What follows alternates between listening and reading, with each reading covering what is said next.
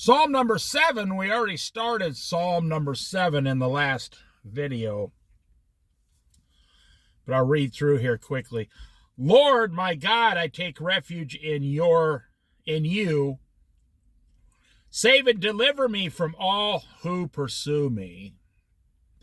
And we talked about if someone is pursuing you, Jesus said, go to the next town. Get out of there.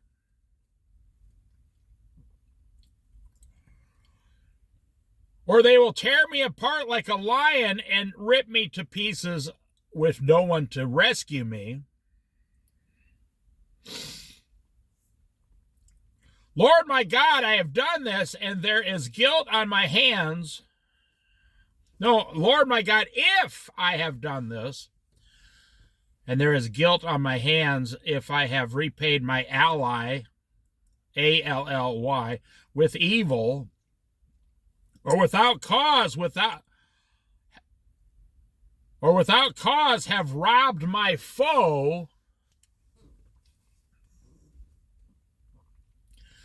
then let my enemy pursue and overtake me. Let him trample my life to the ground and make me sleep in the dust. See, King David is claiming that he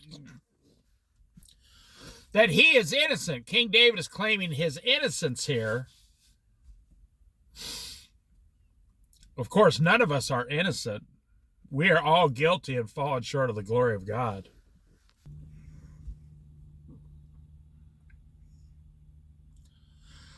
And what I was concentrating on in the last Bible study, if you're reaching out to other men, or if you're a woman and you're reaching out to other women for help, I'm going to give you my personal opinion on that. You should not be reaching out to others for help, in my opinion. Now, I mean, boy, oh boy, that is not a popular thing to say. And I understand some people are so far gone. Now, that's only a few. The overwhelming majority of people are doing just fine. But if you're a drug addict, you got to reach out to someone for help. But what I'm not talking about that kind of a person in that kind of a situation. At least I don't think I am. I'm talking about the kind of person who is completely in control, and they have choices, and they always choose. Now, this is not going to be popular. You're not going to like it. You ignored spending time with the Lord so you can go spend time with men. I've had a lot of people ask me in my lifetime. And this will sum up the entire thing, my entire point right here, and you will understand. Hey, Dave, could I ask you a question? So I say, okay, go ahead, I don't really want him to ask me, to be honest. I say, okay, go ahead. I don't want to know your personal information. I don't even want your personal information in my head. I say, okay, what is it? So they ask the question. They say, what did you talk to Jesus about this? I'm telling you, 90% of the time, no, I didn't talk to Jesus about this. So you're picking me to ask a question that you haven't talked to Jesus about it. They say, yeah, I guess I am. I say, do you think that's wise? They say, no, now that you put it that way, I don't. I also have people that say, have you talked to Jesus about this? And they say, yes, I do. I have. I've talked to him every day. Well, what did he tell you? Well, he told me this such and such a thing to do. And did you do it? No, I ask a few men their opinion. There you go. See, that's what I'm telling you. Why are you asking me anything? Why are you not asking Jesus? And if you say, well, I have asked Jesus, okay, then that proves my point also. What did Jesus tell you to do? And if he told you to do something, why would you come and ask another man something that Jesus already told you to do? You do not need to involve other men in your life as far as getting the answer of the direction of your life.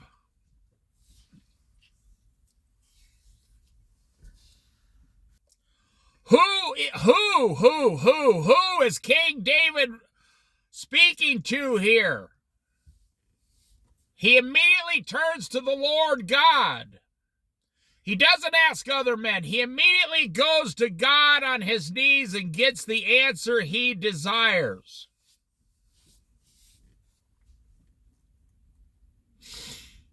So in today's society, we do everything except talk to God. I had a person tell me once they were lonely. I said, well, how's your relationship with Jesus? Well, I haven't spoke to him in a long time. You haven't spoke to Jesus in a long time. That is why you're lonely. If you have a really deep relationship with Jesus, loneliness is an impossibility. You cannot be lonely if God is with you. It would be impossible because you can talk to him all day and he'll answer you. So the loneliness will flee, F-L-E, flee out of the room.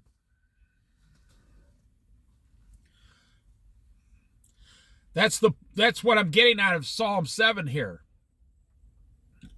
Why are you talking to men and not Jesus? Well, I talk to Jesus and men. Okay, that doesn't make sense.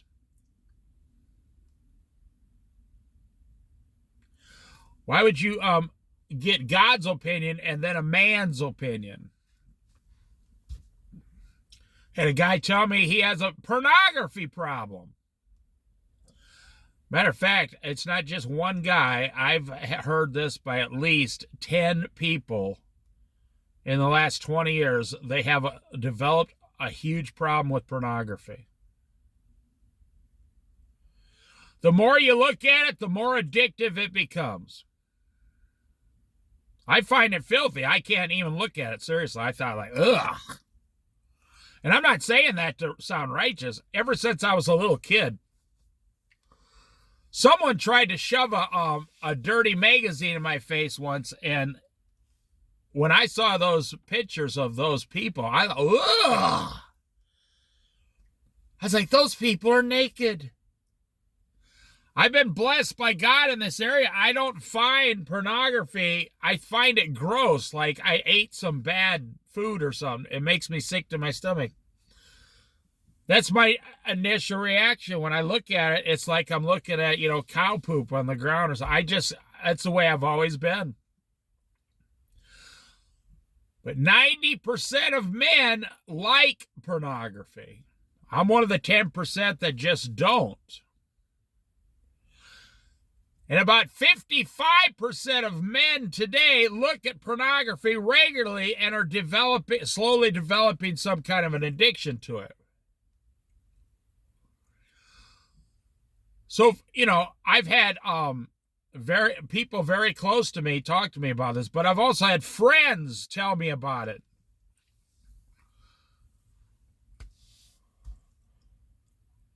And I say, well, why are you asking me about it?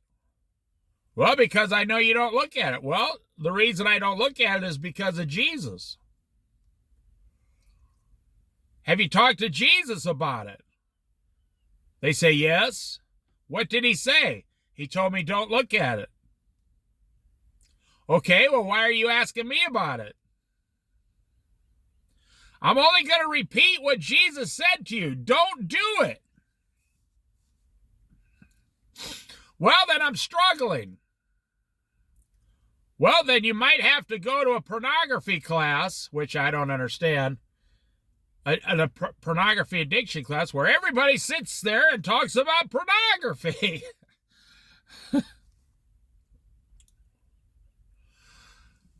I'm going to go to a drug class where everybody talks about drugs.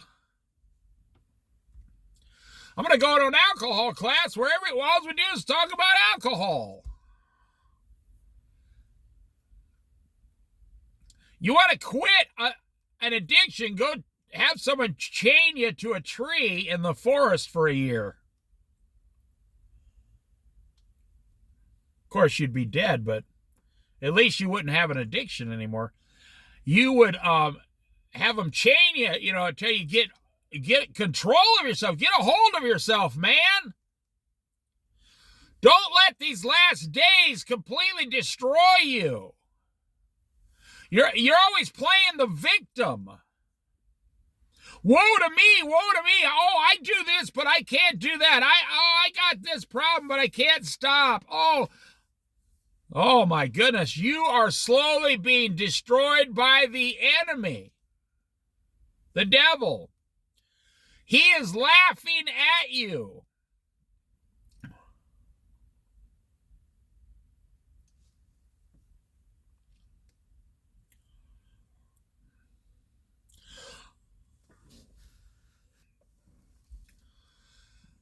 Christian men today need to get control of themselves. Go buy a camera, find a hobby, make walking sticks, take your family with, open the Bible 60 minutes a day. Change your diet to vegetables. Get control of yourself. Stop playing the victim. You're going to be a victim your whole life. I just went to the grocery store. I walked in, bought a bag of broccoli crunch vegetables and walked out, and there was a guy in there, trying to get some water out of the machine. He weighed 450 pounds. His feet were all swollen. He was my age, and he was playing the victim. He's like, and nothing ever goes right. Oh, this machine it never goes correct. It never this. He was up there in front of me with the cashier. Oh, well, this is happening. He started talking about the government, this, and this. And the lady who was my age working there, she says, yeah, well, you can tell, he comes in like 2 or 3 times a week and does the same thing. And the cashiers are finally just, well, okay, George, okay, Bob, okay, Phil, whatever. He's in that situation because he's playing a victim. You know why the average person drinks? They say, oh man, I can't believe how hard I worked today. I deserve a drink. No, you don't. You're a big, huge wimp. You're a wimp. You don't even have a job. You're a wimp. You only work 40 hours a week. You're a wimp. Let me tell you, if you need a drink after only working 8 hours, there's 24 hours in a day. So if you only worked 8 hours to supply for your family and you need a drink after that, you're a wussy, a wimp. I don't care if you like what I'm saying. I'm telling you the truth. I grew up at a time where most men did not drink after work like they do today. I see guys, my goodness. Do you know how much beer costs today? It's like $25 for a 12-pack of beer. And what do I see? I see these guys put in 6.5 hours. These 40-year-olds. They work 6.5 hours, and then they go down to the grocery store and get a 12-pack of beer 3 or 4 times a week. Like, oh my gosh. Oh, I barely made it through that 6-hour shift.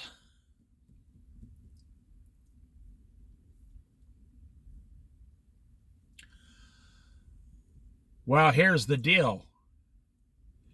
You're playing the victim. And the Lord's not going to help that unless you start to turn, the Lord gives the rules, the regulations, the commandments, and the decrees, and the Lord says, this is what I want you to do. And what do men do? They come up with every possible excuse why they shouldn't do it, don't have to do it, don't want to do it. Oh my gosh, I just talked to Jesus. I need a stiff drink. I just talked to God and he told me to stop being a wimp. I need a stiff drink. I can't handle the stress of this, situation here. No, you don't. You need to be a man or a woman and stand up and stop living for yourself and live for somebody else other than yourself.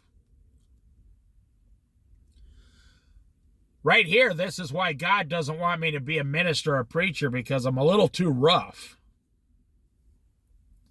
I'm a little too rough because people can't take it. My dad worked 60 hours a week for 50 years. That was after he got out of the Army. Worked 6 days a week for 50 years straight. His nickname was Smiley. He never went downtown to drink. He didn't go out to eat. He didn't go to movies.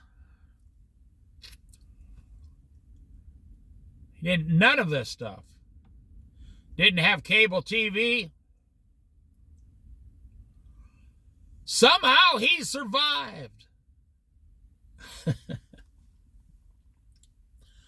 Arise, Lord, in your anger. Rise up against the rage of my enemies.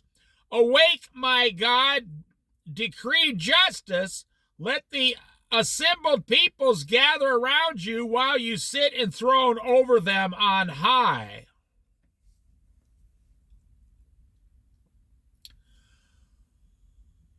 Why are men destroying themselves today?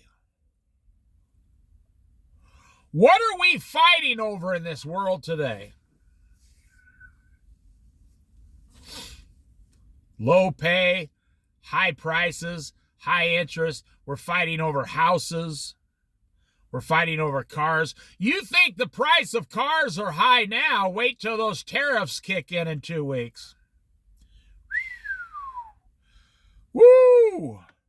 Wait till the tariffs kick in 2 weeks. They're going to raise the price of cars $7,000 and trucks. That's what they said. You're allowing this world to make you a victim. Take the world, wash it away like chalk on a chalkboard, erase it. Get out a nice, warm, damp cloth, clean the chalkboard, and start new with yourself. And don't worry about anybody else. Yourself, Jesus, yourself, the Bible, your wife, and your children. Let everything else go, and your life will start to improve. But let me tell you, that's the problem right there. Men do not want to look at themselves.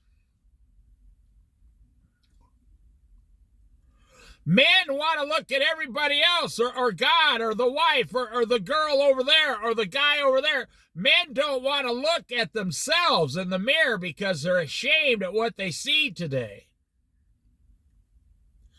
And they won't make the hard choices to improve their life and the lives of everyone around them. When you improve your life, everybody else's life gets better also. Just by default. If you go downtown and build a new playground, then the whole town improves. You put flowers in your front yard, the whole neighborhood looks better now. You solve your problems, your addictions, your obesity, your pornography problem, your alcohol problem, your drug problem. Your lack of Jesus problem. You have a lack of Jesus. You solve those problems and everything else around you will instantly get better.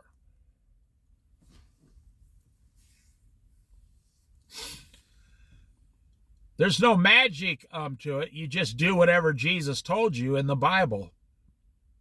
It's all written down. It's all written down in the book right here. Let me show you. It's all written down. Just go over the words. Go over the words and do what the words tell you to do.